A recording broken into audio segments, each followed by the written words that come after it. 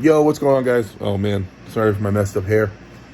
Um, just kind of was sitting here on Discord talking to people, and kind of inspired me to make a little tiny video here for you. This is how Devin does it, right? You just lay in bed, just chop it up. This little video is about strength, you guys. So just want to touch on this real quick. There in arm wrestling, obviously I'm talking about arm wrestling. There is strength, right, which is you could call your traditional strong man walking the streets. Right? We'll call just strength that, right? Like bench, overhead press, bicep curls, things like that. Then there's arm wrestling strength, right? Which we'll talk about. We'll consider that hand, wrist, pronation, things of that nature, things that are pretty specific to arm wrestling. Then there's arm wrestling applied strength. Now, this is we could have the same arm wrestling strength, right? But how much of it we apply on the table and we're able to apply on the table could vary insanely, right?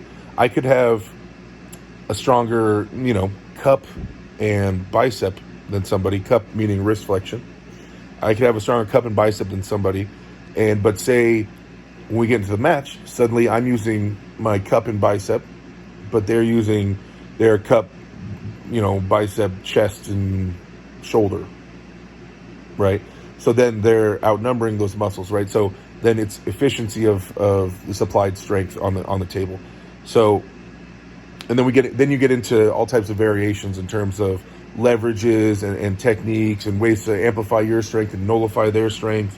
And then we talk about efficiency of your movements and things like that. So I feel like people get really blinded on strength and getting something stronger, and then there's getting it stronger for arm wrestling, and then there's actually applying it on the table and applying it while nullifying their strength or applying more strength than theirs. One of the biggest concepts, or the biggest, most important things about deep hooking, for instance, is shoulder alignment, right? When you hook with somebody deep in an inside hook where your wrists are touching each other, your shoulder alignment's big. Now, the reason the shoulder alignment's big, meaning it makes it so if I win the shoulder battle, the center table battle, I drive your arm outside of your shoulder, then that means you are using few muscles and I am using many muscles, right? At this point, I've singled out your bicep and your cupping ability, maybe your pronation. Well, I'll be utilizing my chest, my shoulder, all my internal rotation for my shoulder. I could be utilizing my joints, things like that. So it'd be a lot of muscles versus few. So even if you're stronger in the gym, or even in arm wrestling specific gym lifts, it would be nullified at that point, right? Because of just efficiency and me making the right decisions. It's just something to think about, guys. It's not always about who has the stronger lifts. It's about how well you apply them. And this kind of goes back to the age-old strength versus technique conversation. But yeah, people say strength. And they go, oh, no, but there's arm wrestling strength. And they go, well, that guy's obviously stronger than that guy on the table. Like, do you think that John Brzenk was stronger than Alexei Vovoda in their recent match?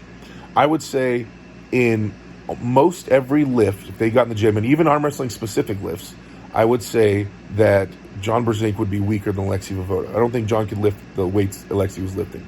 But John Brzenk, maybe in at least one aspect, I believe John's pronation and his ability to pronate his hand and his wrist is ungodly. It's hydraulic. It always has been. It used to be surrounded, I think, by more healthy muscles, but he still has the hydraulic pronation. So Alexei, being even the arm wrestling stronger guy, which I think he probably was, all things considered, well-rounded. When Alexei got in the straps and started holding on to John, and John was able to start applying that pronation, it didn't really matter. It didn't really matter that he was the stronger guy, the arm wrestling specific stronger guy. It was that he put himself in a situation where he ended up holding on to John's godlike pronation, right? And it didn't matter, right? Because that one thing was that much stronger than Alexei. And there's a lot of instead of that one thing, it could have been John being super efficient using 9 muscles versus Alexei's 2. Like, there's a lot of ways where the strength wouldn't play as big of a factor in terms of efficiency against efficiency, right? Something to think about when you're thinking about arm wrestling and training and applying your strengths, right?